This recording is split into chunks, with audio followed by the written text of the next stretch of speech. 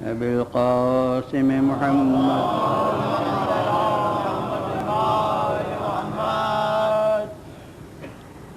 خاتم النبيين وآله الطيبين الطاهرين المعصومين. أما بعد، وقد قال الله سبحانه في كتابه المبين وهو أصدق الصادقين: قد أفلح المؤمنون الذين هم في صلاتهم خاشعون. صلوات. اللهم صل على محمد وآل محمد. فلاح پائی ایمان والوں نے.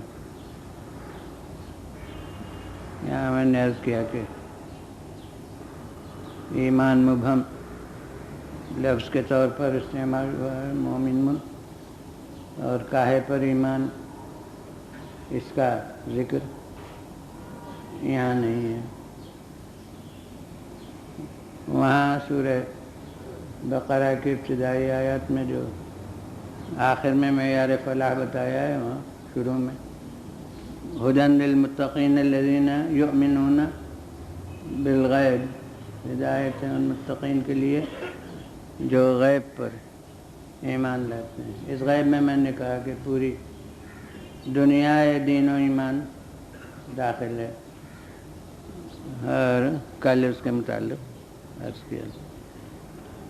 اب یہ جب ایمان کی لفظ آ گئی ہو، پھر ایمان غیب پر، تو یہیں سے دین اور مذہب کا تصور پیدا ہوا. یعنی جو دین رکھتے ہیں اور مذہبی حقائق کے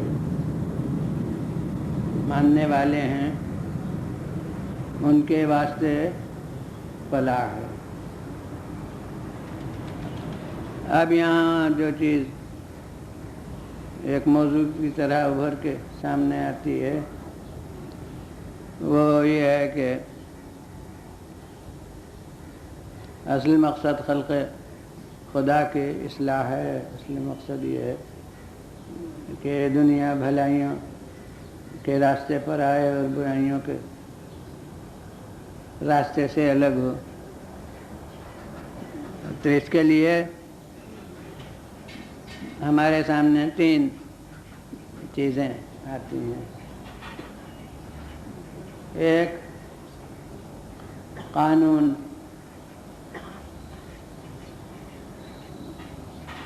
ملکی قانون کہیں کا بھی، اور دوسرے اخلاق، اور تیسری چیز مذہب. دیندار طبقہ کہتا ہے کہ معیار فلاح و نجات، و قرآن یہ کہہ رہا ہے کہ وہ دین و ایمان ہے. اب اس کے ساتھ اعمال صالحہ کی ایک دنیا ہے جو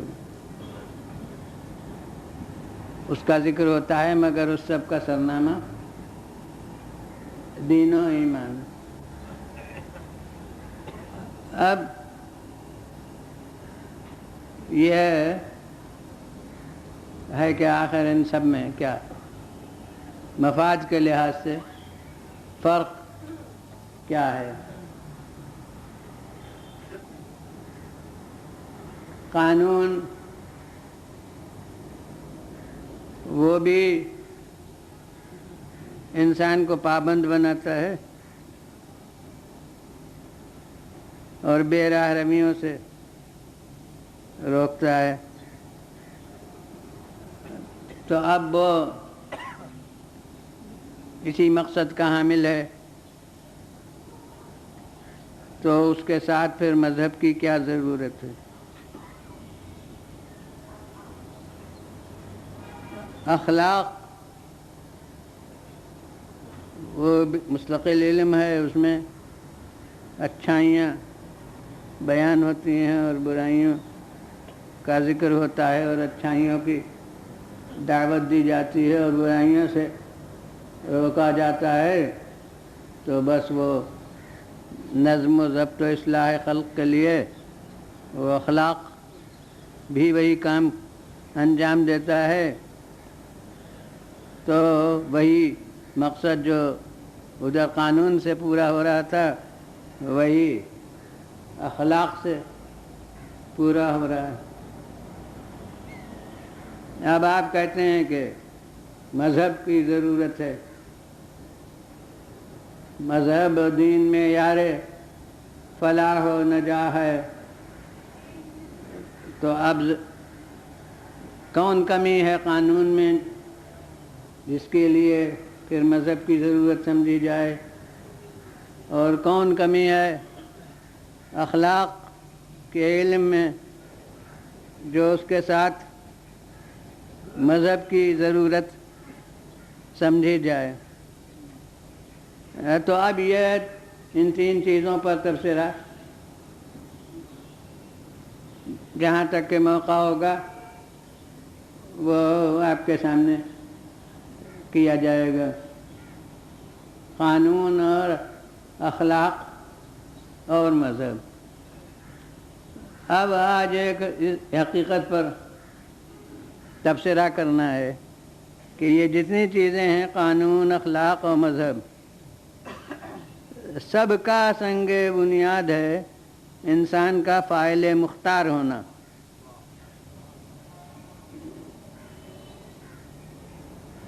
یعنی انسان اچھے کام بھی اپنے اختیار سے کرتا ہے اور برے کام بھی اپنے اختیار سے کرتا ہے، یہ سب کا سنگ بنیاد ہے۔ ورنہ اگر انسان مجبور ہے، اس میں ارادہ و اختیار کا اس کے دخل نہیں ہے، جس ڈھرے پر چلایا گیا ہے اس ڈھرے پر وہ چل رہا ہے، تو پھر قانون اپنی گرفت میں کیوں لاتا ہے؟ کسی نے جو کوئی برائی کی، قانون کیوں اسے مستحق سزا سمجھتا ہے، جبکہ وہ اس نے جو کچھ کیا تھا اس پر وہ مجبور تھا، اور اگر وہ مجبور ہے اور اختیار نہیں ہے تو یہ سب حکمائے اخلاق نے یہ پوری کتابوں میں اصول اچھائی اور برائی کے لکھے، اس سے کیا فائدہ؟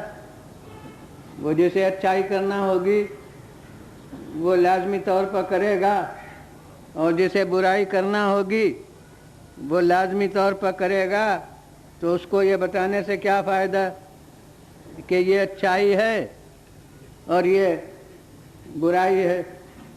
یہ کام ان کے زبان میں محاورے میں یہ کہ فضائل میں داخل ہے اور یہ کام رذائل میں داخل ہے، تو اس سب کے بتانے سے کیا فائدہ؟ اتنے کتابیں لکھ دینے سے کیا نتیجہ، جبکہ ہر ایک اپنے جو فعل اس کے طبیعت اور خاصیت کے حیثیت سے ظہور میں آنے والا ہے وہ اس سے ظہور میں آئے گا۔ تو ان سب اخلاق کے اصول کا نتیجہ کیا ہے؟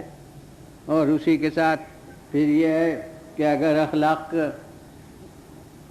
جس طرح کہ اضطراری صورت کی شکل میں کوئی فائدہ نہیں تھا، ویسے ہی دین اور مذہب کا بھی کوئی مقصد عملی طور سے حاصل نہیں ہو سکتا۔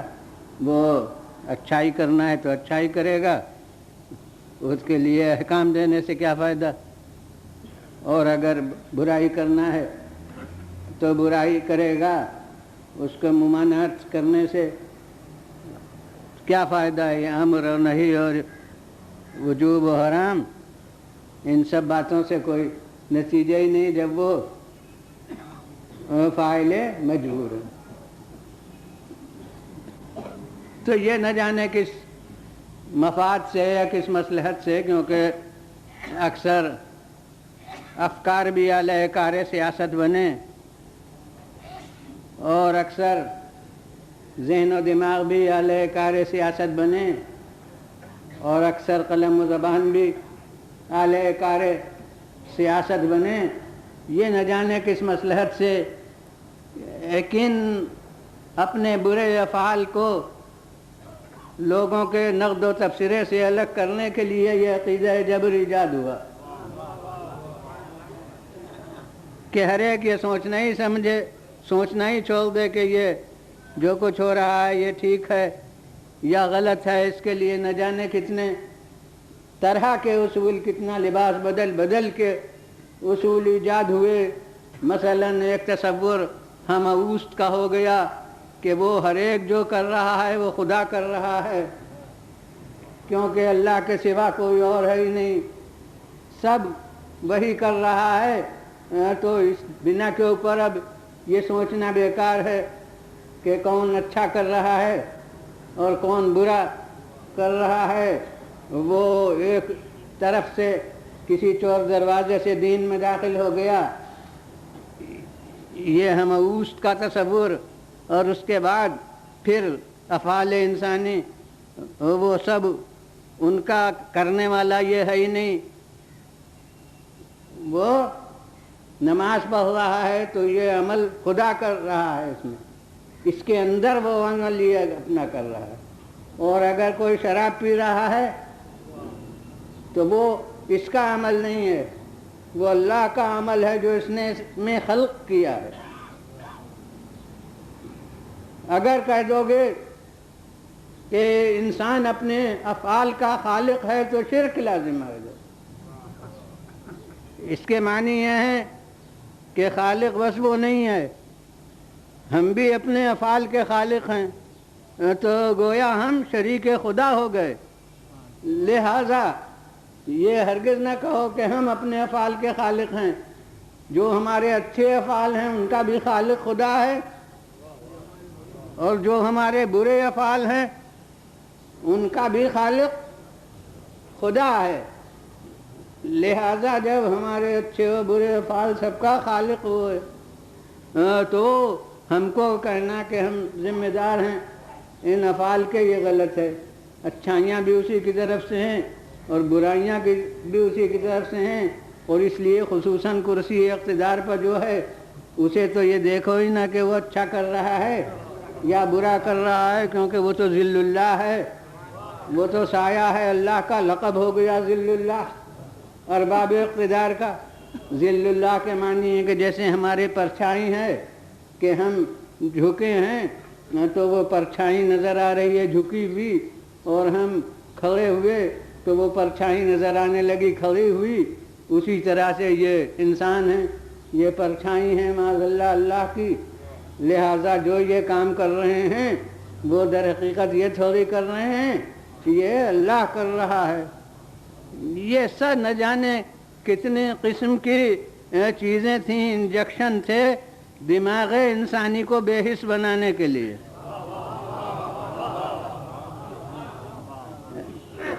کہ وہ یہ غور کرنا ہی چھوڑ دیں کہ کون اچھا کر رہا ہے اور کون برا کر رہا ہے، اور کون عادل ہے اور کون ظالم ہے۔ اس سب کا تصور یہ دماغ سے نکال دیں۔ اسی کے تحت میں یہ عقیدہ جبر ایجاد ہوا، جس میں منطق و فلسفہ اور تمام عقلی اصول کو علماء نے ذہن کو اپنے صرف کر کے بڑی آویزش و کاوش سے یہ ثابت کیا کہ انسان مجبور ہے، انسان جبر کے شکنجے میں اسیر ہے، جو اس سے کرایا جاتا ہے وہ کرتا ہے۔ اس کے لیے ایک مقولہ کہ پتا کوئی نہیں گرتا بغیر تقدیر الہی کے، تو وہ تقدیر ایک خاص لباس میں پیش کی گئی، جس سے کا نتیجہ پھر یہ ہو کہ آدمی بے بس ہے۔ جب پتا نہیں گرتا ہے تو آدمی بھلا کچھ کیوں کر سکتا ہے بغیر اس کے ارادے کے، بغیر اس کے مرضی کے؟ تو وہ اس عنوان سے عقیدہ تقدیر وہ اصل چیز حق ہوتی ہے، مگر اس کے تشریحات غلط ہوتے ہیں۔ تو نتیجہ یہ ہوتا ہے کہ اس سے کا استعمال غلط ہونے لگتا ہے. تو اس طرح سے عقیدہ تقدیر کو بھی اسی کے ماتحت لے آیا گیا. تو اب سب سے پہلے تو یہی کہ اگر جبر ہے تو یہ تمام دنیا انسانیت میں یہ قانون بھی پھر غلط ہے. پھر علم اخلاق کی کتابیں بھی دریا برد کرنے کے قابل ہیں، اور پھر دین و ایمان کے جتنے ذخیرے ہیں وہ سب بھی بیکار ہیں. تو سنگ بنیاد ان تمام چیزوں کا اختیار انسانی ہے. جب انسان کو فاعل مختار مانیں گے تب پھر قانون بھی بامانی ہوگا اور اخلاق کے اصول بھی ان کا کوئی مفاد ہوگا اور دین و ایمان بھی کوئی چیز ہوگا. اور اگر مجبور محض مان لیا تو پھر یہ کوئی بھی چیز صحیح نہ رہے گی، سب بے معنی باتیں ہو جائیں گی. تو اب دین و ایمان تو خود اسی پر بنیاد ہے، اس کی اخلاق اس کی بنیاد ہے اس پر، لیکن شعور انسانی اور ضمیر آزاد کا فیصلہ جو ہر انسان کے کاسے سر میں ہے، وہ اگر فرق محسوس کر رہا ہے اس جنبش میں جو ایک کاتب کے قلم میں ہوتی ہے اور اس جنبش میں جو ایک مرتعش کے ہاتھ میں ہوتی ہے، وہ جاہل ہو عالم ہو کسی مذہب کا ماننے والا ہو، لیکن ان دونوں قسم کی حرکتوں میں اسے کوئی فرق محسوس ہوتا ہے. اس سے کوئی نہیں کہتا کہ اپنے ہاتھ کو سنبھالو، اس سے ہر ایک کہتا ہے ہاتھ کو سنبھال کے لکھو. آخر یہ ان دونوں میں فرق کیا ہے اگر اختیار کوئی چیز نہیں ہے، اگر جبر ہی جبر ہے؟ چلتے چلتے ایک آدمی کا پاؤں پھسلتا ہے اور گرتا ہے، کوئی نہیں کہتا کیوں گرے. اور ایک آدمی فرض کیجئے خودکشی کے ارادے سے اوپر سے چھلانگ لگاتا ہے، اسے ہر ایک کہنے کے لیے تیار ہوتا ہے. جو جبر کا قائل ہے وہ بھی اور جو اختیار کا قائل ہے وہ بھی. معلوم ہوتا ہے کہ وہ جبر کا اختیار جو ہے وہ کسی باہر کے دباؤ سے ہے اور ضمیر انسانی میں اختیار مضمر ہے. یہ سمجھتا ہے کہ کچھ باتیں اختیار کے ساتھ ہیں اور کچھ باتیں جبر کے ساتھ ہیں. یہ انسانی ضمیر کا فیصلہ جو بغیر کسی مصنوعی تعلیم کے ہے، یہی دلیل اختیار ہے. اور پھر اب دین و مذہب کے لباس میں چونکہ جبر کا عقیدہ بھی پیش ہو رہا ہے، تو میں کہتا ہوں کہ یہ جبر کرنے والا کون ہے؟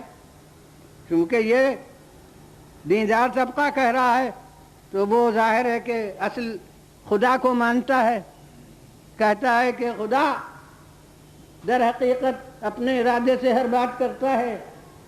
تو حضور میں کہتا ہوں کہ کوئی شخص قدرت بھی رکھتا ہے اور کوئی شخص اس کی طاقت کو کوئی سلب کرنے والا نہیں ہے، اس کی طاقت پر اپنے دباؤ سے کوئی پابندی عائد کرنے والا نہیں ہے.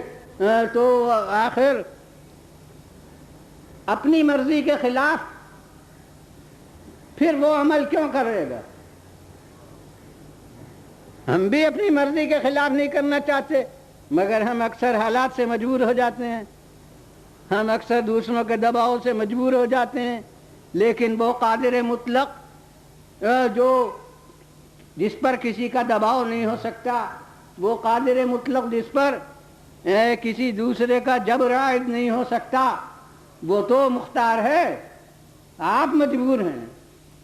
مگر اسے تو فاعل مختار مانتے ہیں، اسی کے اختیار کی طاقت دکھانے کو اپنے کو مجبور سمجھتے ہیں۔ تو اب وہ جو مختار ہے تو وہ اپنی مرضی کے خلاف کام کیوں کراتا ہے؟ اور اسے ایک لفظ میں آپ کے سامنے ایک جملے میں عرض کروں کہ گنہگار کا وجود دلیل اختیار ہے۔ اور اسے قرآن مجید نے اپنے سادہ لفظوں میں یوں کہا ہے کہ لو شاء ربک لآمن من فی الارض کلہم جمیعا، اگر تمہارا پروردگار چاہتا ہے کہ کیا انہیں اپنی قوت قاہرہ سے جبر کی طاقت کو صرف کرتا تو دنیا میں جتنے ہیں سبھی مومن ہو جاتے۔ تو یہ کافر کا وجود ہی کیوں رہا؟ یہ مشرک کا وجود ہی کیوں رہا؟ یہ منکر خدا کا وجود ہی کیوں رہا؟ یہ نافرمان کا وجود ہی کیوں رہا؟ جبکہ ہر ایک سمجھتا ہے کہ اسے منظور ہے خدا پرستی، اسے منظور ہے فرما برداری، اسے منظور ہے اطاعت، تو جوش ہے اسے منظور ہے، اور اس کی قدرت قاہرہ دوسرے کے اختیار کو سلب بھی کر سکتی ہے، تو پھر آخر نافرمان وجود ہی کیوں رکھتا ہے؟ گنہگار وجود ہی کیوں رکھتا ہے؟ کافر اور مشرک وجود ہی کیوں رکھتا ہے؟ ان کا وجود میں آنا تو وہ اس وقت کافر و مشرک تھوڑی تھا، یعنی کفر کے باوجود وجود میں رہنا، شرک کے باوجود دنیا میں رہنا، یعنی ان سے کفر کا صادر ہونا، ان سے شرک کا ہونا، ان سے نافرمانی کا ہونا، یہ سب دلیل اختیار ہے۔ یہ سب باتیں اس کا ثبوت ہیں کہ انسان یہ فاعل مختار ہے۔ اگر وہ فاعل مختار نہ ہوتا تو پھر نمرود ہوتا ہی کیوں؟ پھر فرعون کوئی ہوتا ہی کیوں؟ پھر یزید کوئی پیدا ہی کیوں ہوتا؟ پیدا ہوتے وقت یزید تھوڑی تھا، یعنی جب سے یزید ہوا تب سے وہ یزیدیت سمایت آخر کیوں رہا؟ کیوں اس کا وجود رہا؟ تو یہ وجود کافر کا، دنیا میں وجود عاصی کا، وجود نافرمان کا، یہ خود دلیل ہے اس کی کہ اللہ فاعل مختار ہے۔ اب وہی منطق و فلسفہ کے دلائل وہ ہر غلط بات کو صحیح کرنے کے لیے استعمال ہونے لگے، تو اب ایک یقینی بات کہ اللہ کا علم ہے، اور اللہ کے علم کے خلاف کوئی چیز ہو نہیں سکتی،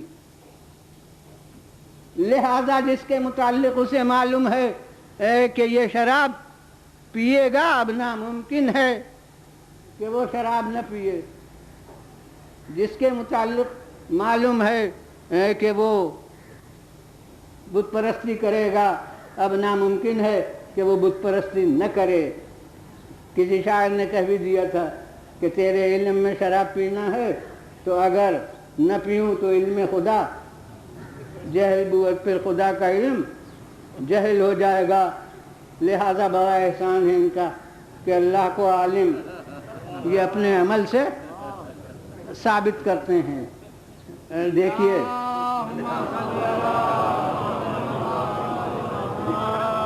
گمراہی کے لیے بھی کتنے راستے نکل آتے ہیں، تو اگر ایسا نہ ہو تو علم خدا جہل ہو جائے۔ اب اس سے بڑا کام ہو گیا کہ علم خدا میں جب یہ ظلم ہے تو وہ ظلم ہو کے رہے گا، اب وہ بیچارہ ظالم کیا کرے؟ علم خدا میں یہ ہے کہ یہ قاتل ہے تو وہ قاتل ہوگا، اب وہ بیچارہ قاتل پھر کیا کرے؟ وہی فلسفہ ہے کہ اگر یہ نہ کرے تو علم خدا جہل ہو جائے، لہذا ضرور اب ظاہر ہے یہ بڑی گہری باتیں ہیں، اور علم کلام کی زبان میں اسے بیان کیا جائے تو بہت ہی وہ مجمع کے ذہن پر بوجھ ہو جائے گا۔ تو میں ایک کسی بھی وقت کی مثال سے کہ آپ وہاں پر تشریف فرما ہیں، آپ وہاں پر ہیں، آپ وہاں پر ہیں، اب میں دیکھ رہا ہوں۔ دیکھنا ایک یقینی ذریعہ علم ہے۔ میں دیکھ رہا ہوں کہ آپ یہاں ہیں، آپ وہاں ہیں، آپ وہاں ہیں۔ تو جب میں دیکھ رہا ہوں کہ آپ یہاں سب ہیں، وہ وہاں ہیں، وہ وہاں پر تشریف فرما ہیں، وہ وہاں پر ہیں، تو کیا ممکن ہے اگر میری نگاہ صحیح ہے تو کیا یہ ہو سکتا ہے کہ آپ وہاں پر نہ بیٹھے ہوں؟ یقیناً جب میں دیکھ رہا ہوں تو ضرور آپ وہاں پر بیٹھے ہیں۔ میں دیکھ رہا ہوں کہ آپ یہاں ہیں تو ضرور آپ، مجھے اس میں کوئی شک نہیں ہو سکتا۔ یقیناً اگر میری نگاہ صحیح ہے تو وہ جسے جہاں پر بیٹھا ہوا میں دیکھ رہا ہوں وہ یقیناً وہیں بیٹھا ہوا ہے، مگر کیا میرے دیکھنے نے آپ کو وہاں بٹھا دیا؟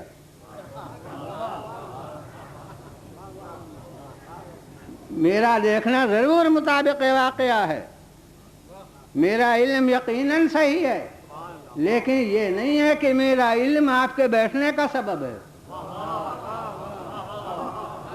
بلکہ آپ بیٹھے ہوئے ہیں اور میرا علم درست ہے، لہذا ضرور آپ بیٹھے ہیں۔ بس فرق یہ ہے کہ میں حال ہی کی باتوں کو دیکھتا ہوں، اور جو خود زمانے کے حدود میں اسیر نہیں ہے، وہ تابرج جو ہونے والا ہے اسے ہر محل پر، اب یہ محل مکانی ہے، وہ محل ظرف زمان کے اعتبار سے ہے، تو وہ جوش ہے جس صدی میں، جس وقت پر، جس سن میں، جس مہینے میں، جس دن میں ہونے والی ہے، وہ سب اسے علم ہے ازل میں۔ تو یہ ناممکن ہے کہ وہ اپنے محل پر وہ چیز نہ ہو، اگر نہ ہو تو وہ در حقیقت پھر اس کے نگاہ کی غلطی ہوگی کہ یہ یہاں پر نہیں ہے اور وہ دیکھ رہا ہے، لیکن جیسے میرے دیکھنے نے آپ کو وہاں بٹھا نہیں دیا، ویسے اللہ کے علم ازلی نے یہ کام نہیں کرائے ہیں، بلکہ یہ کام سب وہ اپنے اختیار سے کر رہا ہے، اور اللہ کا علم علم ہے، جہل نہیں ہے، اس لیے اسے علم ہے۔ تو دیز حقیقت جب میری نگاہ کا علم آپ کے مجبور کرنے کا باعث نہیں ہے، تو اللہ کا علم یہ افعال میں انسان کو مجبور تھوڑی بنا دیتا ہے، بلکہ یہ اختیار رکھتے ہوئے جو نتیجہ ہے صرف اختیار کا، وہ اللہ کے علم میں ہوتا ہے کہ یہ اپنے اختیار سے شراب پیے گا، یہ اپنے اختیار سے کفر کرے گا، یہ اپنے اختیار سے بت پرستی کرے گا، تو چونکہ اس کا علم محیط ہے، لہذا اس کے حدود اختیار سے جو عمل ہونے والا ہے اس کو علم ازل سے ہے، مگر اس کا علم بربنائے واقعہ ہے، واقعہ بربنائے علم نہیں ہے۔ صلوات بھیجیے مولانا۔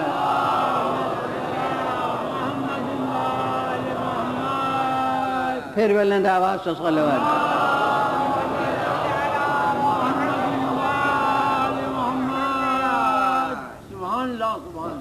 اور اب اس کے لیے ایک مسلمہ بات کہ ہمارے افعال کا تو اللہ کو علم ہے، اور اب آپ سمجھ رہے ہیں کہ جب علم ہے تو ہم کیوں کرنا کریں، یعنی ہم بے بس ہیں۔ تو سوال یہ کہ اللہ کو اپنے افعال کا بھی علم ہوتا ہے یا نہیں؟ جب ہمارے افعال کا علم ہے تو بھلا اپنے افعال کا علم نہ ہوگا؟ تو اب جب اللہ کو اپنے افعال کا علم ہے تو کیا اس کے خلاف ہو سکتا ہے؟ جب ہمارے افعال کا علم ہے اور وہ ہم اس کے خلاف نہیں کر سکتے، تو اللہ کو اپنے افعال کا علم ہے تو اللہ اپنے علم کے خلاف کیوں کرے گا؟ ورنہ پھر وہی علم جہل ہو جائے گا۔ تو اگر اللہ کو علم ہے اور علم کے خلاف نہیں ہوتا ہے، تو اب دوسری علم کے ساتھ ساتھ جو پہلو میں صفت ہے اس کا انکار کر دیجئے، قدرت کا۔ علم جب ہے تو پھر قدرت کہاں رہی؟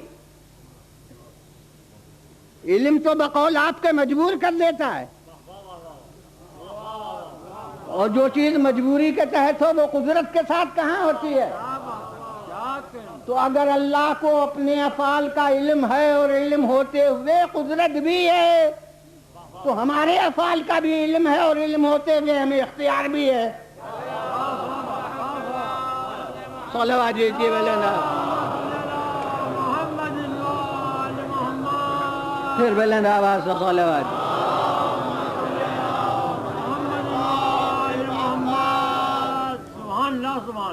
جیسے اس کو علم ہے کہ میں آدم کو مبعوث کروں گا، میں نوح کو مبعوث کروں گا، میں موسیٰ کو بھیجوں گا، میں عیسیٰ کو بھیجوں گا، لیکن یہ خود اس کے افعال ہیں، مگر وہ اپنے ان افعال میں مجبور نہیں ہے بلکہ قدرت کے ماتحت یہ افعال ہوتے ہیں۔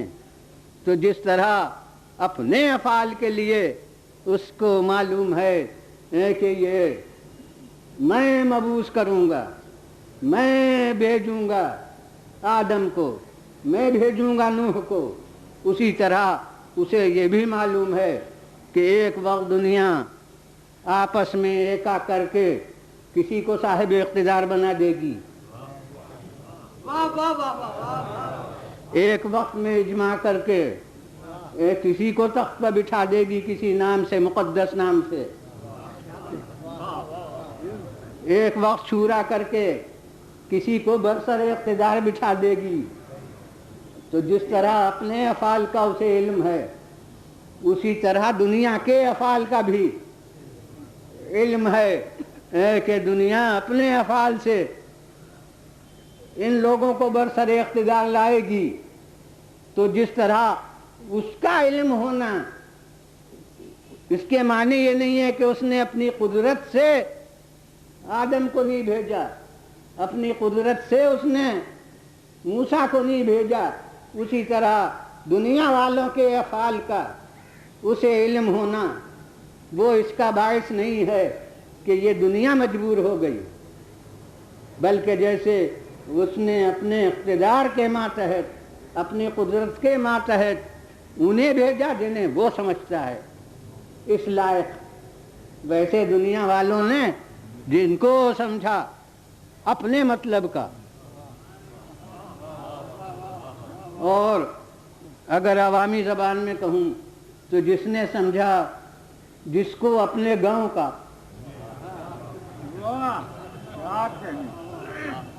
اس کو انہیں بنا دیا، جس طرح اس کا فعل وہ اس کی قدرت کے منافی نہ تھا، اسی طرح ان کا عمل ان کے اختیار کے منافی نہیں ہے۔ انہوں نے اپنے اختیار سے یہ کیا، انہوں نے اپنے اختیار سے یہ کیا۔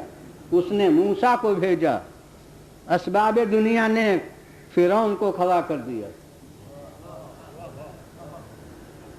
اس نے ابراہیم کو بھیجا، اسباب دنیا کی فراہم ہوئے، یزید برسر اقتدار آ گیا، اس نے اس دن کے لیے حسین کو پیدا کیا۔ تو اس کے افعال بھی اپنے قدرت کے ماتحت، انسانوں کے افعال بھی اپنے اختیار کے ماتحت، نہ اس کا علم اس کی قدرت سے ٹکراتا ہے، نہ اس کا علم انسانوں کے اختیار سے ٹکراتا ہے۔ وہ اپنی قدرت سے جو کام کرتا ہے اس کا بھی اسے علم ہے، اور یہ دنیا اپنے اختیار سے جو کچھ کام کرتی ہے اس کا بھی علم ہے۔ بس یہ ہے کہ وہ صاحب اقتدار ہے، مگر حکمت کی بنا پر، جس کا نام عدالت ہے اور دنیا منکر ہے، وہ صحیح ہی کام کرتا ہے، غلط کام نہیں کرتا۔ اور دنیا والے وہ کبھی صحیح کام کرتے ہیں اور کبھی غلط کام کرتے ہیں، اور یوں بطور خود کسی کو منتخب کریں تو ٹھیک، لیکن جب اس کے اختیار کے مقابلے میں اپنا اختیار صرف کر دیا تو وہ غلط ہو گیا۔ یعنی میں کہتا ہوں کون کیسا تھا اس سے بحث نہیں، وہ بڑا اچھا آدمی بھی غلط طور پر اگر منتخب ہوا تو آدمی چاہے اچھا ہو مگر وہ انتخاب غلط ہو گیا، وہ برا ہوا، اور تو در حقیقت یہ انسانی افعال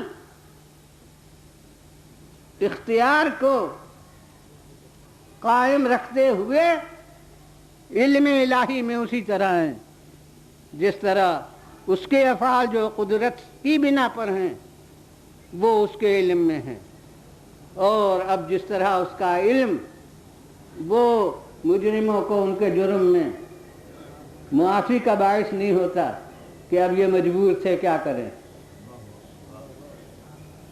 اسی طرح اب اس کے دیے ہوئے علم سے اگر کسی نے خبریں پہنچا دی ہیں کہ یہ ہوگا تو اس کے معنی یہ نہیں ہوں گے کہ جو خبر دے دی ہے، اگر کبھی کہہ دیا کہ میرے ممبر پر اتنے افراد آئیں گے اور قرآن میں مبہم طور سے اس کا جزا گیا لیلۃ القدر میں، اور آپ نے ارشاد فرما دیا کہ یہ جو کہا گیا کہ شب قدر 1000 مہینوں سے بہتر ہے، یہ 1000 مہینے وہ ہیں جو غلط افراد میرے ممبر پر قبضہ کرتے رہیں گے، وہ تفسیر میں روایت ہے، تو دنیا نے بعد میں شمار کیا تو وہ غلط قسم کے جو صاحبان اقتدار تھے ایک خاص سلسلے والے، ان کی مجموعی مدت اقتدار 1000 برس ہوئی، تو اب وہاں بھی یہ نہیں ہے کہ رسول نے خبر دے دی تو اب 1000 برس تک ان کا اقتدار رہنا تھا، اب دنیا بھی مجبور تھی اس کے ماننے کو اور وہ خود بھی مجبور تھے، جی نہیں، وہ تو اللہ کے دیے ہوئے علم سے انہوں نے خبر دے دی، لیکن خبر دے دینے سے وہ مجبور تھوڑی ہو گیا، چونکہ یہ ہونے والا تھا لہذا اللہ کو علم تھا اور اللہ نے اسے اس لائق سمجھا کہ اپنے علم کا محافظ قرار دے اور اس کا مظہر بنائے، اس لیے اس کی زبان سے خبر دے دی۔ اب یہاں ایک جماعت تو وہ ہے کہ جو منکری ہو گئی کہ رسول کو علم غیب ہوتا ہی نہیں، قرآن کی آیتیں پیش کر دی کہ وہ عالم الغیب ہے، وہ اپنا علم غیب دوسرے کو نہیں دیتا ہے، یہ آیتیں قرآن کی پیش کر دی، قرآن بے زبان ہے، جس مقصد کے لیے چاہے صرف کر لیجیے، اور اسی لیے کچھ لوگوں نے نعرہ لگایا کہ قرآن کافی ہے، یعنی قرآن ہمارے لیے اتنا نقصان رساں نہیں ہے، بیچارہ جس طرح ہم استعمال کریں گے اس طرح استعمال ہو جائے گا، وہ خطرناک ہیں جو زبان سے روکیں، وہ خطرناک ہیں جو ہاتھ پکڑ سکیں، وہ خطرناک ہے جو سامنے کھڑے ہو سکیں، اس لیے انہیں اپنے راہ سے ہٹانا چاہیے، لیکن قرآن اس کو ہم خوب حفظ کریں گے، خوب لہک لہک کے پڑھیں گے، لیکن وقت پر جیسا مقصد مطلب ہوگا اس طرح سے مطلب بنا لیں گے۔ بہت سب لوگ تو ان الفاظ کے معنی نہیں جانتے ہوں گے، لہذا معنی بتانا ہمارا کام ہوگا، اور اگر معنی جانتے بھی ہوں تو وہ لغوی معنی جانتے ہوں گے، ان لفظوں سے مطلب نکالنا تو ہر ایک کے بس کی بات نہیں ہوتی، مطلب ہم نکال لیں گے۔ رسول کی حدیثوں سے یہی سلوک کیا گیا، حدیث رسول مسلم کہ عمار کو ایک باغی گروہ قتل کرے گا، اور یوں انسان منکر ہو کہ رسول کو علم غیب کہاں ہوتا ہے، لیکن اب ایسے واقعات جو درایتاً چھپانا چاہیے تھے مگر نمایاں ہو جائیں، یعنی تقاضا سیاست یہ تھا کہ اس حدیث کو چھپایا جائے، مگر وہ دنیا والے کیا جانتے تھے کہ یہ حدیث ہمارے مقصد کے خلاف کیوں کر پڑے گی. لہذا عمار ادھر نظر آئے اور لوگوں نے کہا حدیث رسول ہے کہ عمار کو باغی گروہ قتل کرے گا. اب ابھی کیا معلوم تھا کہ وہ کون گروہ ہوگا جس پر اس حدیث کی زد پڑے گی. عمار تقتلک الفئۃ الباغیہ، اے عمار تم کو باغی گروہ قتل کرے گا. یعنی یہ حدیث زبا زد خاص و عام ہو گئی. عمار کی ذات کے ساتھ ساتھ یہ حدیث بھی یاد آنے لگی. ادھر ان کا چہرہ دیکھا اور ایک نے کہا کہ یہ وہ ہیں جن کے لیے رسول نے یہ ارشاد فرما دیا. تو میں کہتا ہوں کہ اتنا پرزور تواتر اس حدیث کو پہنچا کہ اس وقت تک کوئی تقاضا سیاست ایسا نہ تھا جو پردہ ڈالے. لہذا ہر ایک کہہ رہا ہے. ایک صحابی رسول کی بات ہے، علی کے بارے میں حدیث ہوتی تو چھپائی جاتی، لیکن اب عمار کے بارے میں حدیث ہے تو کسی کو کیا معلوم کہ عمار سے ہم کو کیا نقصان پہنچے. تو اس لیے ہر ایک وہ حدیث ہر طبقے میں گویا تواتر حاصل کر رہی ہے. اب آ گیا صفین کا میدان، اور صفین کے میدان میں اب عمار اس پیرانہ سالی میں صفین کے میدان کے حبیب بن کر آ گئے، اور حضرت علی ابن ابی طالب کی حمایت میں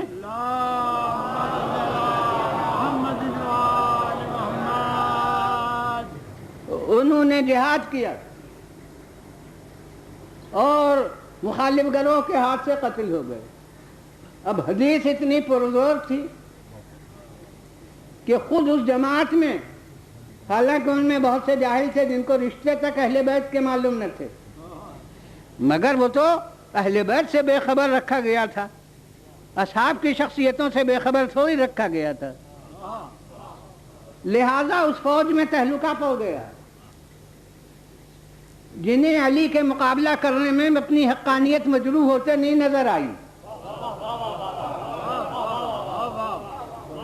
انہیں عمار کے قتل ہونے سے بے چینی محسوس ہونے لگی کہ ارے غضب ہو گیا، عمار قتل ہو گئے. یہاں تک کہ وزیر باتدبیر آئے اور انہوں نے اپنے امیر سے کہا کہ غضب ہو گیا، فوج میں تہلکہ پڑ گیا، عمار قتل ہو گئے. اور حدیث رسول یہ ہر ایک کہہ رہا ہے فوج کے قدم رکنا مشکل ہیں، افراد کو سنبھالنا مشکل ہے. بس اب اس کے لیے اسی ذہانت سے مکتوبی نوشتوں کو کافی سمجھا گیا تھا.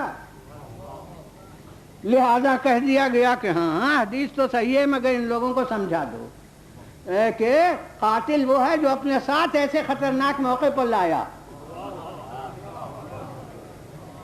ہم تھوڑی قاتل ہیں، وہ قاتل ہیں علی کہ جو اپنے ساتھ اس میدان میں لائے.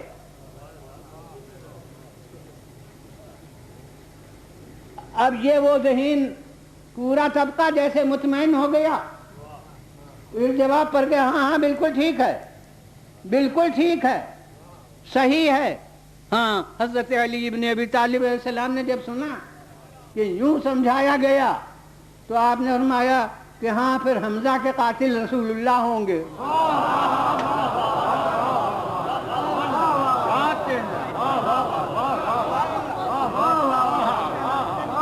صلوات بھیجیے بلندہ.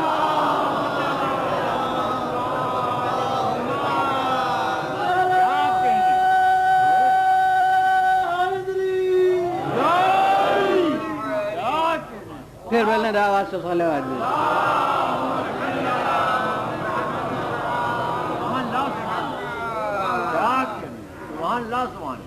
اب ایک حدیث اور رسول کی متفق علیہ، جتنی حالات صحابہ کی کتابیں، کئی ہزار اسیر جزری ہے اور بھی تجرید رجال بخاری ہے، اور یعنی امام بخاری جو صحیح بخاری کے مصنف تھے ان کی کتاب ہے رجال کی، وہ ہے، اور بہت سی کتابیں ہیں۔ تو ان سب میں جتنی حالات صحابہ کی کتابیں ہیں اس میں ایک متفق علیہ حدیث ہے، اور چونکہ 3 شخصیتوں کے بارے میں ہے لہذا ہر ایک کے حال میں وہ نقل ہوتی ہے، تو ہر کتاب میں 3 دفعہ وہ حدیث رسول یہ ہے کہ ان الجنت لتشتاق الی ثلاثہ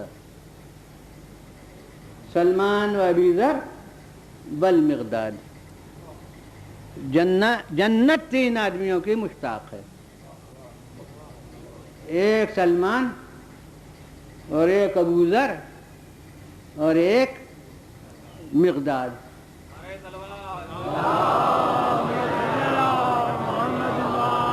ہم نے کہا چونکہ 3 شخصیتوں کے بارے میں ہے لہذا ہر کتاب میں 3 دفعہ وہ درج ہوئی ہے، سلمان کے حالات میں بھی، ابو ذر کے حالات میں بھی، مقداد کے حالات میں بھی، متفق علیہ حدیث۔ اب وہ ایک طبقہ ہے نا جس کو ایک دن شاید میں نے یاد کیا تھا پہلے دن کی مجلس میں، پہلی رات کی مجلس میں، کہ وہ رسول کی زندگی کا بٹوارا کرتا ہے انسانیت اور رسالت کے 2 حصوں میں، ایک بشر ہیں اور رسول ہیں۔ تو اب ان سے فقط ایک بات تو یہاں یہ پوچھنا ہے،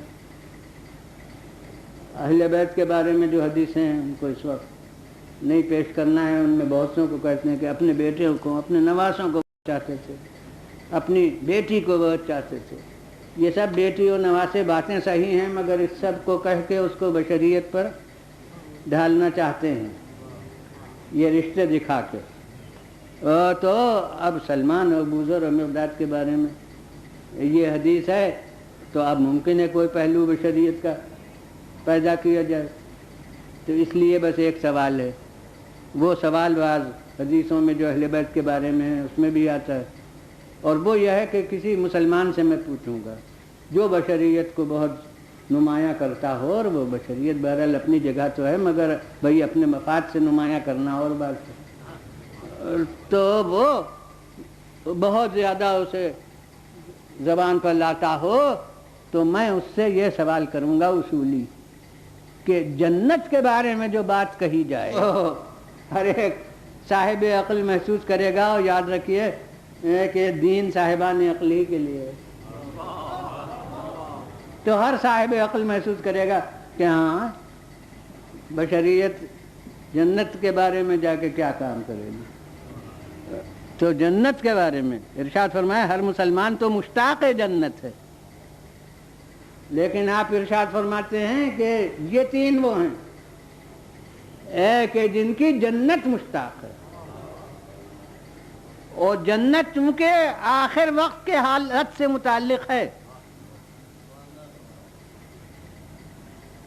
یعنی ابتدا کا ایسی ہو لیکن انتہا جیسی ہو کلام کے، میں کہتا ہوں کہ یہ ایک متفق، تو یہ دیکھ لینا کہ یہ 3 کدھر ہیں۔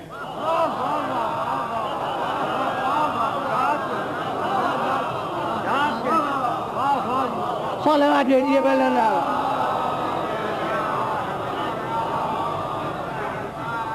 پھر بلند آواز سے صلوات۔ یہ معیار حق و باطل پیغمبر خدا صلی اللہ علیہ وآلہ وسلم نے پیش کیا،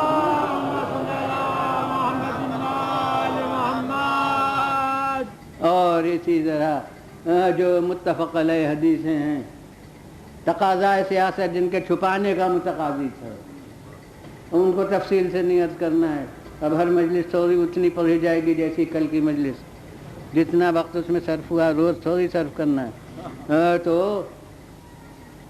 اب کسی دفعہ کہہ دیا تھا ایک طبقے کو مخاطب کر کے کہ تم میں سے ایک وہ ہوگی جس کے اوپر ایک منزل کا نام لیا تھا کہ وہاں کتے بھونکیں گے، کسی کو کیا معلوم تھا کہ وہ منزل کب آئے گی،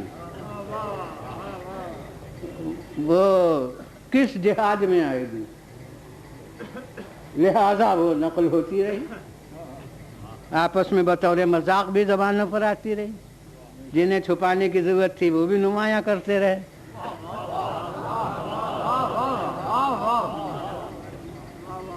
لہذا ہر ایک کی زبان پر آتی رہی.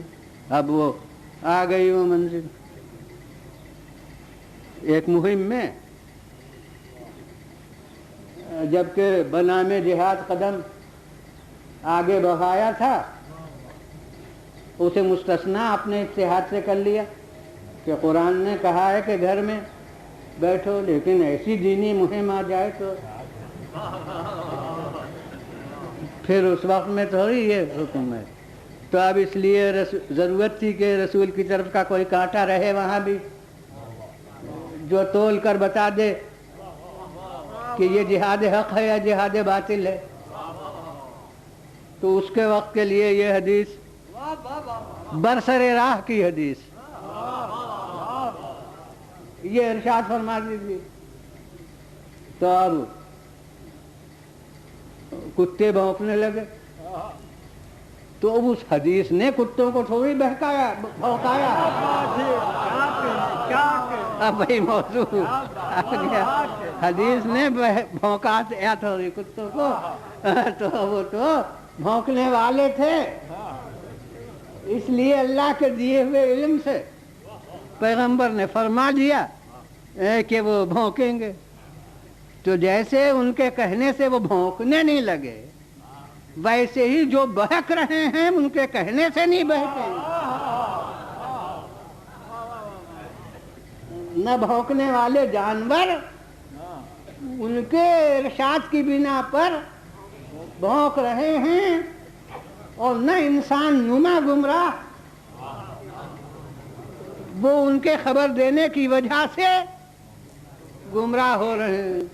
ان کے پیش نظر تھا کہ کون بھونکیں گے اور کون بہکیں گے.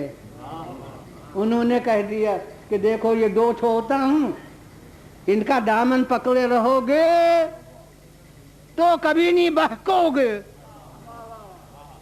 اور اگر ان کا دامن چھوڑ دیا تو بہک جاؤ گے. اب یہ دیکھ رہے تھے کہ کون دامن پکڑتا ہے، کون دامن نہیں پکڑتا ہے، کون بہکتا ہے، کون نہیں بہکتا ہے. تو ہر ایک کے لیے اللہ کے دیے ہوئے علم سے خبر دی ہے. نہ راہ راست پر رہنے والا مجبور ہے ورنہ ثواب کا حقدار نہ ہے، اور نہ بہکنے والا مجبور ہے ورنہ عذاب کا مستحق نہ ہو. یہ کارگاہ ہے جزا و سزا. وہ بھی جو جبر والے بھی قائل، اختیار والے بھی قائل، وہ پوری کارگاہ قیامت، وہ پوری کارگاہ حساب، وہ تمام دلیل اختیار ہے. اور اپنے ہاتھوں سے وہ ہے اب جو رسول نے خبریں دی، بلا شبہ اپنے اہل بیت کے بارے میں جو جو اطلاعیں دی وہ تو ہیں. مگر اب جو زمانہ ہے جس چیز کا کہ بعد کی بات اور ہے، نواسا جس وقت سے پیدا ہوا اور وہ بھی چھوٹا نواسا، اسی وقت اب اللہ نے کب سے علم دیا تھا وہ تو میں بتا نہیں سکتا اس کی تاریخ، لیکن ہمارے سامنے جس وقت سے وہ علم آیا تو وہ یہ کہ پیدائش کے بعد رسول کے گود میں لا کر دیا گیا اور رسول کی آنکھوں سے آنسو جاری ہو گئے. حاضر وقت اشخاص میں سے کسی نے کہا یا رسول اللہ یہ آپ گریہ کیوں کرتے ہیں؟ مجھے معلوم ہے جس طرح کے سوال ہوتے ہیں کہ ہم سے کہا جاتا ہے کہ زندہ کو کیوں روتے ہو؟ زندہ جاوید کا تو ماتم نہیں کرنا چاہیے. میں کہتا ہوں ہم سے بات کو پوچھئے گا کہ زندہ کو کیوں روتے ہیں، اس وقت رسول سے پوچھئے کہ زندہ کو کیوں رو رہے ہیں. ارے یہ حیات جاوید تو عالم معنی کی زندگی ہے، وہ تو اس وقت جیتی جاگتی شکل میں سانس لیتی ہوئی زندگی کے ساتھ رسول کے ہاتھوں پر موجود تھے. تو اب رسول کیوں گریا کر رہے تھے؟ زندہ کو کیوں رہ رہے تھے؟ میں کہتا ہوں رسول کو اگر اس زندگی میں رونے کا حق تھا تو ہمیں اس زندگی میں رونے کا حق ہے۔ اب اس کا فلسفہ کوئی گہرا نہیں ہے، آسانی کے ساتھ کہتا ہوں کہ اس کے معنی ہیں، آپ سمجھ لیجئے کہ مرنے پر گریا نہیں ہوتا، فقط مصائب پر گریا ہوتا ہے۔ رسول گریا فرما رہے ہیں اور کوئی پوچھتا ہے یا رسول اللہ یہ گریے کا کیا عالم ہے؟ آپ فرماتے ہیں تمہیں نہیں معلوم کہ اس میں مصائب کیا پڑیں گے۔ ان مصائب کو یاد کر کے گریا کر رہے ہیں، رو رہے ہیں، اور اس کے بعد وقتاً فوقتاً مختلف حیثیتوں سے کبھی آ گئے اور گلے کے بوسے لینے لگے، کبھی علی سے فرماتے ہیں کہ ذرا پیراہن جسم سے ہٹا دو، جسم سے پیراہن ہٹایا تو مختلف اعضاء جسم کے مختلف حصوں کے بوسے لینے لگے، اور اب علی نے پوچھا یہ آپ کیا کر رہے ہیں؟ فرمایا اقبل مواضع السیوف وابکی، ارے جہاں جہاں تلواریں پڑیں گی ان سب کے بوسے لے رہا ہوں اور رو رہا ہوں۔ تو یہ عالم ہے، مختلف موقعوں کے اوپر مختلف صورتوں سے۔ بس ایک روایت صحیح ترمذی کی جس کو شاہ عبدالعزیز دہلوی نے سر و شہادتین میں بھی تحریر کیا ہے، اور فتاوی عزیزیہ ایک ہے، اس میں بھی لکھا ہے، کسی نے ان سے پوچھا ہے کہ آپ کا عمل روز عاشور کیا ہوتا ہے؟ تو انہوں نے کہا لکھا ہے کہ میرے پاس عصر کے وقت میرے متقدین جمع ہوتے ہیں اور میں خود ممبر پر جاتا ہوں، اور کچھ احادیث جو شہادت امام حسین السلام کے بارے میں وارد ہوئے ہیں ان کو میں بیان کرتا ہوں، اور اس میں انہوں نے لکھا جیسے حدیث ام سلمہ۔ تو اب وہ حدیث ام سلمہ وہ دو حدیثیں ہیں اور دونوں صحیح ترمذی میں ہیں، مگر ان کو ربط قائم کر کے عرض کر رہا ہوں، الگ الگ ہیں۔ اس میں ہے کہ پیغمبر خدا صلی اللہ علیہ وسلم حجرہ ام سلمہ میں تشریف لاتے ہیں اور ارشاد فرماتے ہیں کہ وحی نازل ہونے والی ہے، میں اس حجرے میں جا رہا ہوں، کوئی میرے پاس آئے نہیں۔ لیجیے رسول تشریف لے گئے، دروازہ حجرے کا بھیڑ لیا گیا، اتنی دیر میں حسین آئے۔ اب وہ پورے الفاظ کچھ بتقاضۂ محل میں عرض کر رہا ہوں، ورنہ اصل الفاظ میں یہ ہے کہ پوچھا، دریافت کیا۔ میں کہتا ہوں کہ جیسے آتے ہی ادھر ادھر دیکھا اور پوچھا کہ نانا جان کہاں ہیں؟ ام سلمہ نے اشارہ کیا کہ حجرے میں تشریف لے گئے ہیں اور فرما گئے ہیں کہ میرے پاس کوئی آئے نہیں۔ مجھے تو ایسے ہی تقاضۂ محل سے محسوس ہوتا ہے کہ یہی ہو سکتا ہے کہ کہا کہ کیا ہمیں بھی منع کیا؟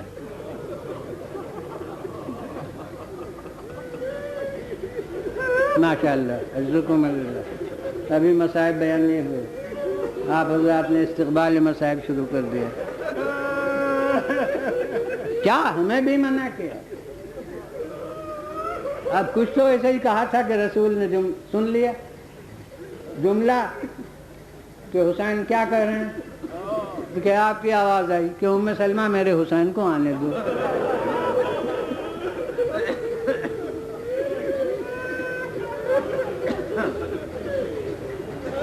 اب حسین حجرے کے اندر تشریف لے گئے اور دروازہ پھر بھیڑ لیا گیا۔ بس بہت سوالات ہوتے ہیں، وہ سنت و بدعت وہ مستقل موضوع ہے، اس وقت وہ موضوع تو عرض کرنا ہے، لیکن ہاں کہا جاتا ہے بدعت ہے بدعت ہے۔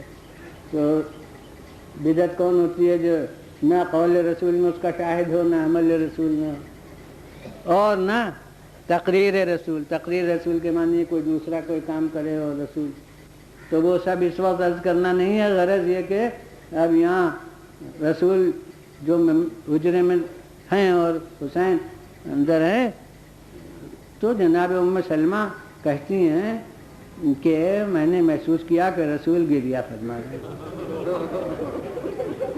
اب ہر صاحب عقل غور کرے کہ جو حجرے کے باہر ہو وہ فقط آنسوؤں کا رونا نہیں سمجھ سکتا،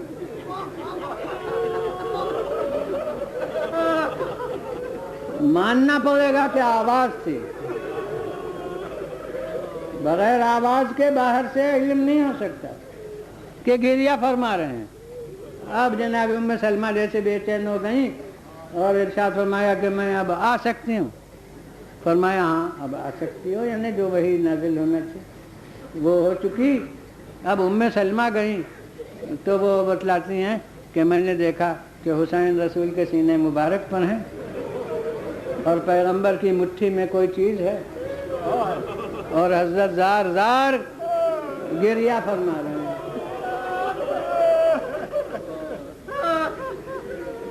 جناب ام سلمہ نے پوچھا یا رسول اللہ یہ گریہ کا کیا سبب ہوا اس وقت؟ آپ نے فرمایا میرا فرزند جو آیا میرے سینے سے لگا، جو وحی نازل ہونا تھی وہ تو ہو چکی تھی، اب وہ سینے سے میرے لگا تو مجھے ایک سکون پیدا محسوس ہوا، تو ایک ملک آیا۔ میں کہتا ہوں اب یہ ملک کیوں آیا ہے؟ اطلاع دینے، تو اطلاع تو وقت ولادت سے ہو چکی تھی، جب رسول کے ہاتھ پر لائے گئے تبھی آپ نے بتلا دیا تھا، تو اب یہ اطلاع دینے ماننا پڑے گا نہیں آیا ہے، بلکہ جو اطلاع ہو چکی ہے اس کے دہرانے کو، اس کو یاد کو تازہ کرنے کو آیا ہے۔ تو یاد رکھیے اسی کا نام مجلس ہوتی ہے۔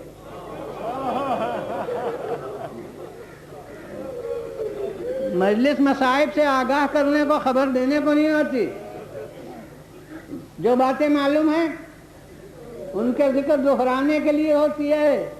تو یہ ملک آیا ہے مجلس حسین برپا کرنے،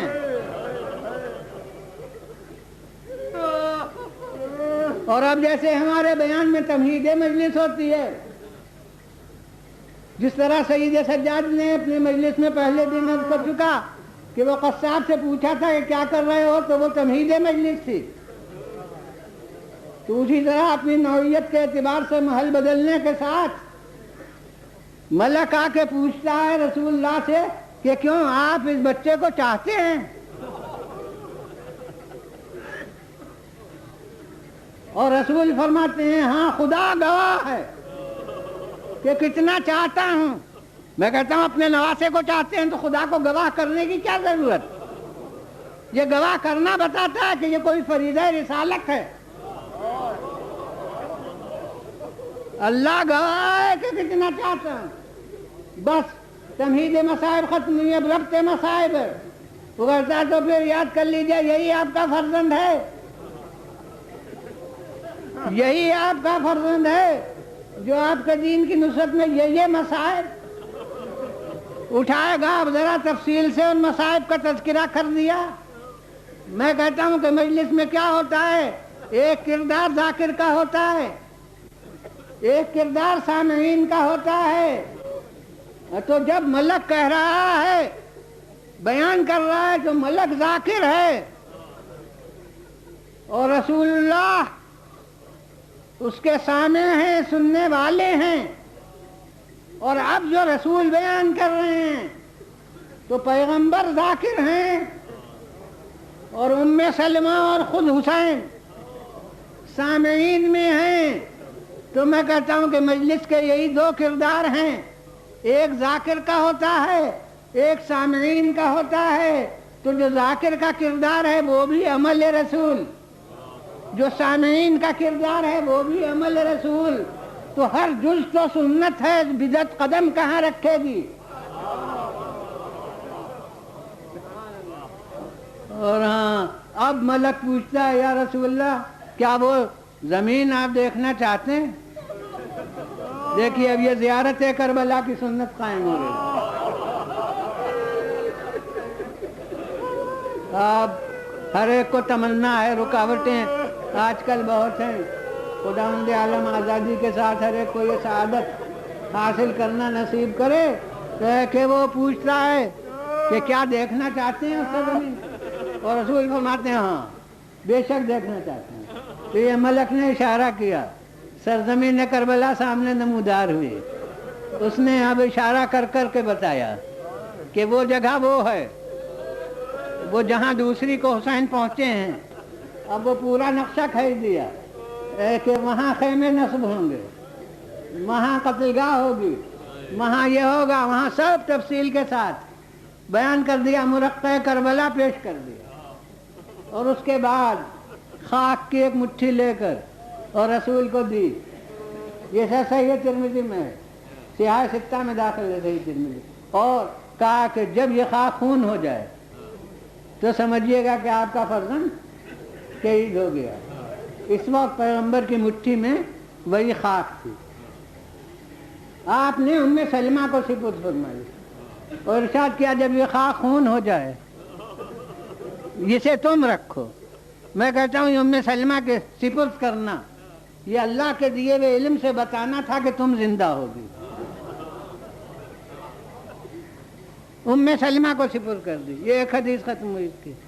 ام سلمہ نے وہ خاک رکھ چھوڑی حفاظت کے ساتھ، ایک شیشے میں اس کو رکھا، اور وہ محفوظ ہے کب تک؟ رسول کے وفات کے بعد 25 برس حضرت علی ابن ابی طالب السلام کا دور گزرا، اس میں محفوظ رہی. آپ کوفہ تشریف لے گئے، ان کے پاس وہ خاک محفوظ رہی. اب پھر حسن مجتبیٰ کا دور حیات گزرا، وہ خاک محفوظ رہی. اب پھر حسین کی زندگی کے اس کے بعد کے 10 برس گزرے، وہ خاک محفوظ رہی. اب سفر حسین کی منزل ہے. اب مولا سفر میں تشریف لے گئے. اب آج کل جو مسافر ہوتے ہیں ان کی خیریت برابر معلوم ہوتی رہتی ہے. اب مدینے میں کون کون ہے؟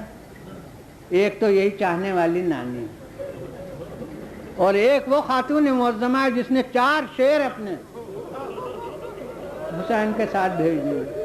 ارے ایک کو بھی تو اپنے پاس نہیں رکھا. اور ایک روایت یہ کہ ایک بیمار بیٹی کو بھی چھوڑ دیا تھا. اور درایتاً میں سمجھتا ہوں کہ یہ روایت درست ہے. اگر یہ بیمار بیٹی کو چھوڑا نہ ہوتا تو شاید ام البنین گوارہ نہ کرتی کہ عباس جائیں اور ام البنین زینب کے ساتھ نہ جائیں. معلوم ہوتا ہے کوئی کام حسین نے سپرد کر دیا. تو ایک بیمار بیٹی کو چھوڑا تھا یہ چاہنے والی نانی. جناب ام سلمہ تھیں، ان کو آئینی رکاوٹ بھی تھی کہ قرآن نے کہہ دیا تھا کہ یہ گھر میں بیٹھیں، اس لیے انہوں نے سفر میں ساتھ نہیں دیا اور یہ بھی رکاوٹ ہوگی. علی نے کے ساتھ تیار تھیں کہ میں صفین میں جمل میں چلوں گی، برابر کا مقابلہ پھر ہو جاتا. مگر علی نے کہا کہ کسی نے قرآن کی خلاف ورزی کی تو میں تھوڑی کروں گا، میں آپ کے لیے گوارہ تھوڑی کروں گا کہ آپ میرے ساتھ چلیے. یہاں سیاست پر اصول کو قربان نہیں کیا جاتا، لہذا ان کی پیشکش کو رد کر دیا. غرض جناب ام سلمہ تھی. اب کون اطلاع دے کہ حسین اب کس منزل میں ہے؟ کچھ اوتی خبر سن لی کہ مکے میں ہے، کچھ خبر سن لی کہ پھر مکے سے اب روانہ ہو گئے. مگر اب اطلاع کیوں کر ہو سکتی ہے؟ لیکن ذریعہ تسلی وہ خاک ہے. جب دل گھبراتا ہے تو جا کے خاک کو دیکھ لیتے ہیں، اصلی حالت میں پاتی ہیں تو بڑے اعتماد کے ساتھ جا کے فاطمہ زہرا فاطمہ صغریٰ کو وہ اطمینان دلاتی ہے کہ تمہارے والد بزرگاں خیریت سے، میرے پاس وہ خاک جو تمہارے جد بزرگان نے دی ہے وہ اپنی اصلی حالت میں. مگر ارباب عذاب دل کو دل سے راہ ہوتی ہے. کون راوی بتائے کہ جب سے چاند محرم کا نکلا تھا تب سے گھر والوں کے دل کی بے چینی کتنی بڑھ گئی تھی. اب یقیناً بے چینی بڑھی تھی کہ پہلے تو کبھی کبھی آ کے خاک کو دیکھتی تھی، لیکن اب محسوس ہوتا ہے کہ روز آ کے اس خاک کو دیکھتی ہیں. ہاں ارباب عذاب 10 محرم جو آئی تو صورت واقعہ بتاتی ہے کہ آج دل کی کشتی ایسی طوفانی ہے کہ خاک کو اصلی حالت میں دیکھتی ہیں پھر بھی دل نہیں سنبھلتا. ارے اگر دل سنبھل جائے تو پھر دوبارہ آ کے کیوں دیکھیں؟ بار بار آ کے دیکھتی ہیں. دوپہر تک دیکھا خاک اصلی حالت پر ہے پھر بھی دل بے چین ہے. پھر سپہر کے قریب تک دیکھا خاک اصلی حالت پر ہے پھر بھی دل کو قرار نہیں ہے. اب اس وقت تو واقعات پردے میں تھے لیکن اب آپ تو جانتے ہیں. میں کہتا ہوں دل کیوں کر سنبھلے؟ صادق کی بات ہے، رسول کی اطلاع ہے، خاک اصلی حالت پر ہے اس لیے کہ حسین زندہ ہیں. مگر کیا عباس بھی زندہ ہیں؟ کیا علی اکبر بھی زندہ ہیں؟ کیا قاسم بھی زندہ ہیں؟ اور اہل عزا سب تو سب. کیا فاطمہ صغریٰ کا ننھا مسافر وہ علی اصغر بھی زندہ ہے؟ ہاں حسین نبی ہے. اس لیے خاک اصلی حالت پر ہے. بس دن بھر تکو دو، کبھی خاک کے قریب آئیں، کبھی جا کے فاطمہ صغریٰ کو تسلی دینے کی کوشش کی، حالانکہ خود ہی اپنا دل قابو میں نہیں تو تسلی کیا دیں گی. مگر وہی خاک اصلی جو ہمیشہ کہتی تھیں وہ کہہ رہی ہیں، سمجھانے کی کوشش کر رہی ہیں دن بھر کی تکو دو میں. اب دوسری حدیث وہی صحیح ترمذی کی آ گئی ہے کہ عصر کے قبل جیسے تھک کے اپنے حجرے میں خاک پر سر رکھا تو نیند آ گئی، اور اب نیند جو آئی تو خواب میں سر بہنا رسول اللہ نظر آیا.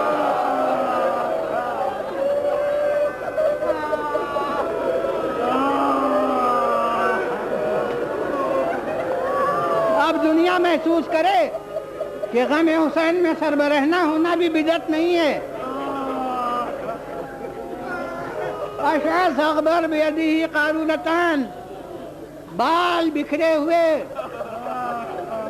خاک کے سر مبارک پر پڑی ہوئی، چہرہ گرد آلود، بال پریشان. ام سلمہ گھبرا کے اسی خواب میں پوچھتی ہیں کہ یا رسول اللہ یہ کیا عالم ہے؟ فرماتے ہیں تمہیں نہیں خبر میرا فرزند حسین قتل ہو گیا. میں صبح سے اس وقت تک کربلا میں تھا، یہ میرے سر پر خاک کربلا ہے، یہ حسین انصار حسین کا خون ہے جسے میں جمع کرتا رہا ہوں. بس ارباب عزا آگے نہیں بڑھوں گا. رسول اللہ فرما رہے ہیں میں کربلا میں تھا. اس کے معنی ہیں کہ قاسم پامال ہوئے، رسول دیکھ رہے ہیں. عباس کے شان قلم ہوئے، پیغمبر دیکھ رہے ہیں. ارے وہ جو شبیہ رسول تھا اس کے سینے پر برچھی لگی، رسول دیکھ رہے ہیں. وہ بے شیر کے گلے پر تیر لگا، وہ رسول دیکھ رہے ہیں. اور جسے کاندھے پر چڑھاتے تھے، جسے سینے پر لٹاتے تھے، اس کے زخم جسم پر لگ رہے ہیں. رسول